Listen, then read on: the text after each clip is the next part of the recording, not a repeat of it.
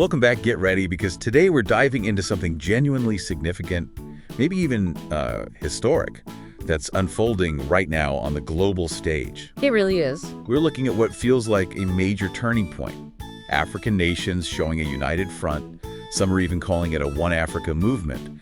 And it seems like a direct challenge to, well, the way things have been for a long time. Oh, absolutely. And the implications, they're huge. This isn't just Africa kind of repositioning itself. Right. It could genuinely reshape the whole world's economic and political map.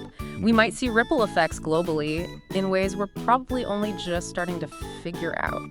And for this deep dive, we've managed to gather some, well, pretty unique source material. Quite surprising stuff, actually. From where exactly? We're talking exclusive leak details, apparently straight from African Union boardrooms, whispers from high-level diplomats, even private memos flying between African states. Wow, okay. Plus, we've got insights from some key insiders. People we're calling Chairman Shadow, described as a senior figure deep in the AU advisory circle. Then there's Mama Pan Africa, apparently a very direct and fearless diplomat. Her perspective is critical. Interesting. And even Protocol Black. This is supposedly an AU technician who actually hears some of the closed-door audio feeds in the Addis server room. So, right from the source? Pretty much, yeah. We also drew on analysis from the economist of Addis regarding the financial plans and perspectives from various African-American and Pan-African thinkers. You know, people really focused on African unity and self-determination. Quite a range of sources, though. Exactly. So our mission here for you listening is really to pull back the curtain. Yeah. We want to uncover what exactly went down in these meetings, who's really pushing this change. And what does it all mean, this strategic, maybe shocking for some, but possibly overdue move? Mm-hmm. What does it signal about how Africa plans to deal with the world going forward? Let's dig in. Okay. So let's start right at the beginning. Yeah. What actually happened inside that AU meeting? Right. Our sources point to a classified virtual summit. Happened just 3 days ago. Very recent then. Extremely. High-stakes call. Involved top AU leadership, plus representatives from 27 African nations. 27, okay. Who chaired it? Joan Lorenzo of Angola, the current AU chairperson, and Mahmoud Ali Yusuf from Djibouti, who heads the AU Commission, was providing the sort of policy direction. Got it. And the core agenda for this secret vote?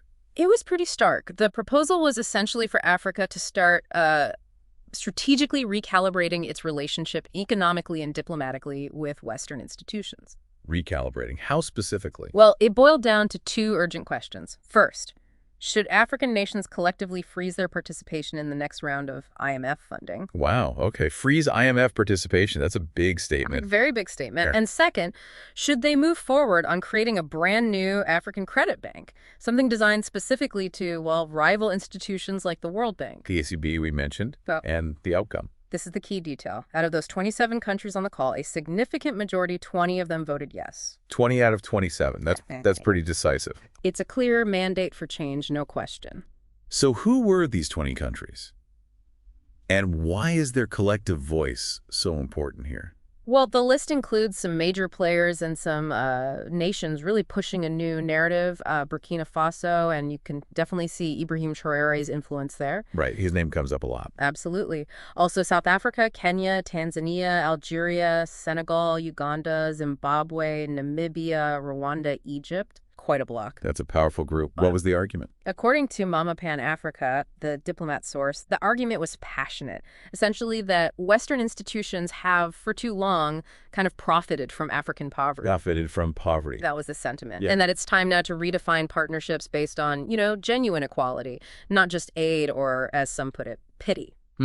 There was apparently a quote from an Egyptian diplomat that really captured it. He said something like, "They give us loans with interest, but never freedom with value." Loans with interest, but never freedom with value. That hits hard. It really sums up the feeling driving this. Which brings us neatly to the African Credit Bank, the ACB. This is the centerpiece, isn't it? It really is. The leaked plan, which we understand was drafted by the economist of Addis, lays out a pretty comprehensive economic blueprint. What does it entail? Proposed headquarters in Nairobi, strategic branches planned for Accra, Addis Ababa, and Lagos, covering key regions. Makes sense. And the currency aspect, you mentioned that earlier.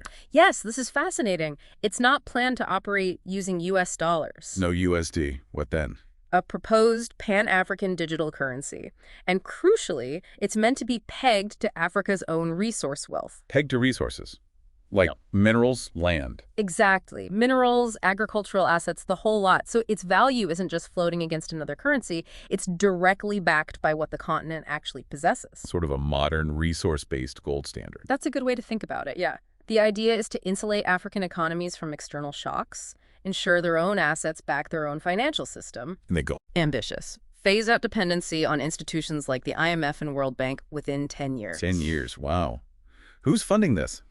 Key backers identified are Nigeria, Egypt, Ethiopia, South Africa. And interestingly, China has apparently quietly expressed interest in providing some backing too. China. Okay, that adds another layer. This feels like more than just symbols, though. Africa basically saying, we can finance ourselves now. It's a huge declaration, absolutely. We're ready. But surely there are challenges, right? There are big hurdles to overcome if they want to finance this independently. Oh, definitely. The immediate ones are, well, mobilizing the sheer amount of capital needed. That's number one.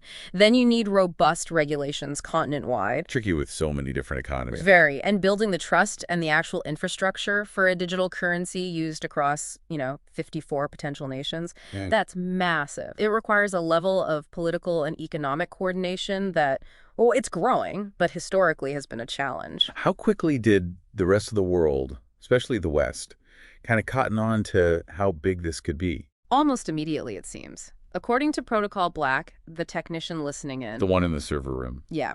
He says the message landed loud and clear.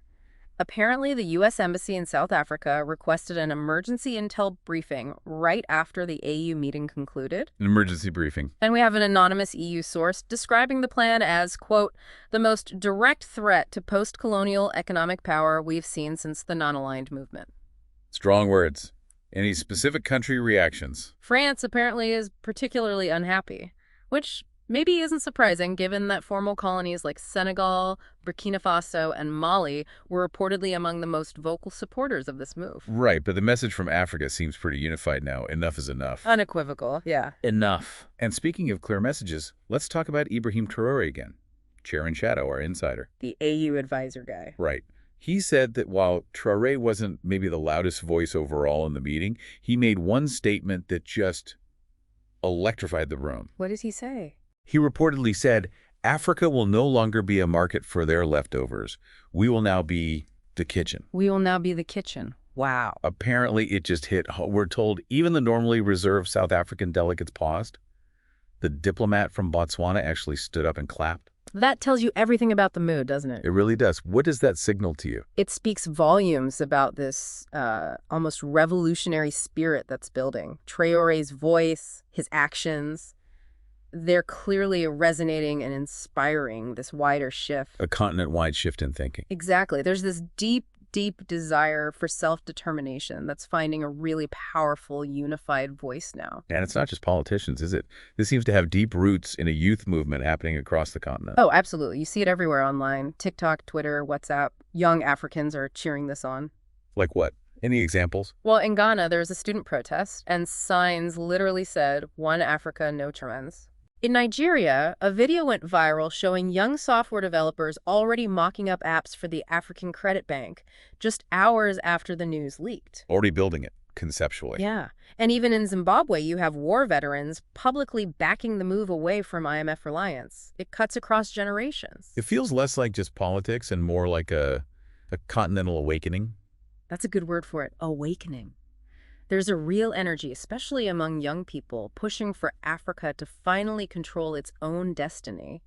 And when you look at the bigger picture, the raw potential, it makes sense. Africa is recognizing its own strength. The resource figures are staggering. They really are.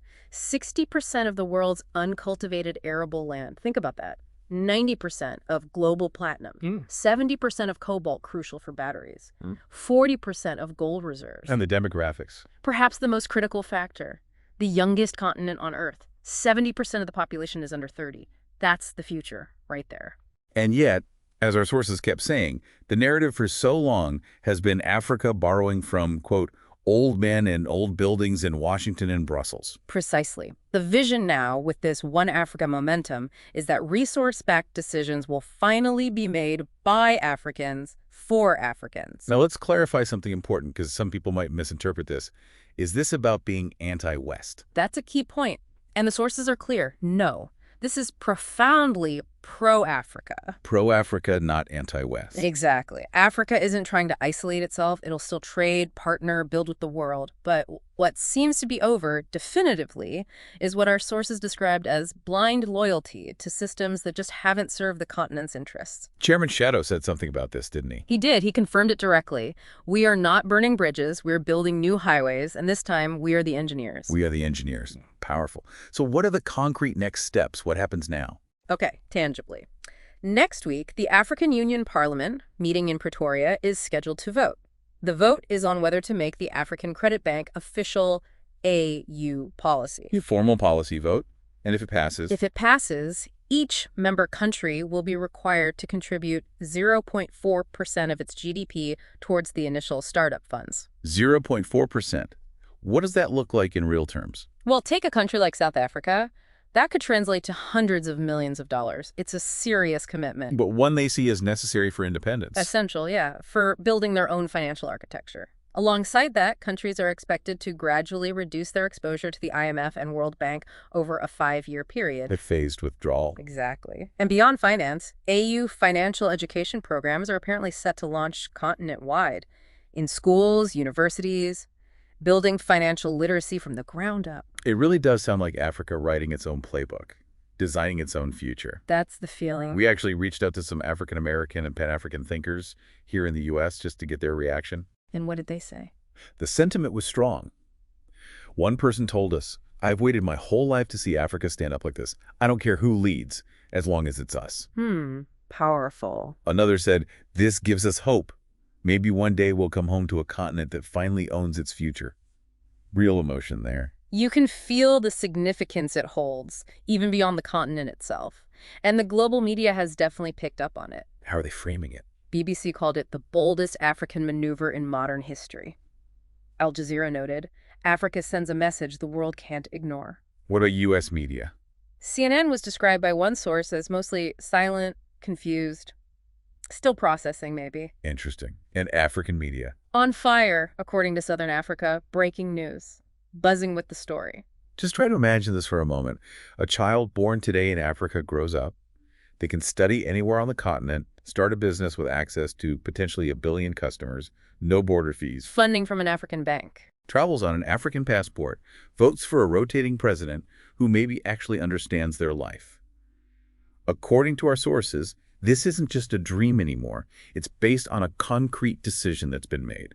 So just to kind of pull the main threads together from this deep dive. Yeah, let's recap. We've seen these really bold steps by what looks like a genuinely united front of African nations. They're aiming to fundamentally redefine their economic future. Right. The confidential vote to freeze the next IMF round participation. And the really ambitious plan for the African Credit Bank, the ACB, especially that innovative idea of a resource-backed digital currency. It's a very clear, very decisive move towards, well, self-reliance and sovereignty. Absolutely. And it's crucial to hammer this home again. Yeah. This isn't framed as anti-West. It's profoundly pro-Africa. Yes. It's about self-determination, moving away from that blind loyalty, as the sources put it, to systems that frankly haven't delivered for the continent. Like Chairman Shadow's analogy. Exactly. Not burning bridges, but building new highways, with Africa finally in the driver's seat. Africa as the engineer. And this whole ambition, it's not just rhetoric, it's grounded in those undeniable facts we mentioned. The land, the resources. 60% of the world's uncultivated arable land, 90% of platinum, 70% of cobalt, 40% of gold reserves. You can't ignore that. And that incredibly young population. 70% under 30. That potential is just immense. It really is the picture of Africans writing their own playbook finally on their own terms. So we really encourage you, listening, to think about the implications here. This is so much more than just a shift in finance. Really. It's a fundamental statement about agency, about power, and potentially a redefinition of how the globe works. Which leads us to a final thought, something for you to maybe ponder on your own. Okay. Imagine a future, not too distant perhaps, where an entire continent incredibly rich in resources, bursting with young talent, consistently makes collective decisions, backed by those resources, for its own people. Financed by its own institutions. Exactly. What could that truly mean for the stability or instability of the existing global financial systems? And maybe just as importantly, how might that inspire other regions, other areas currently dependent on external aid or loans, to start forging their own independent paths? A lot to think about.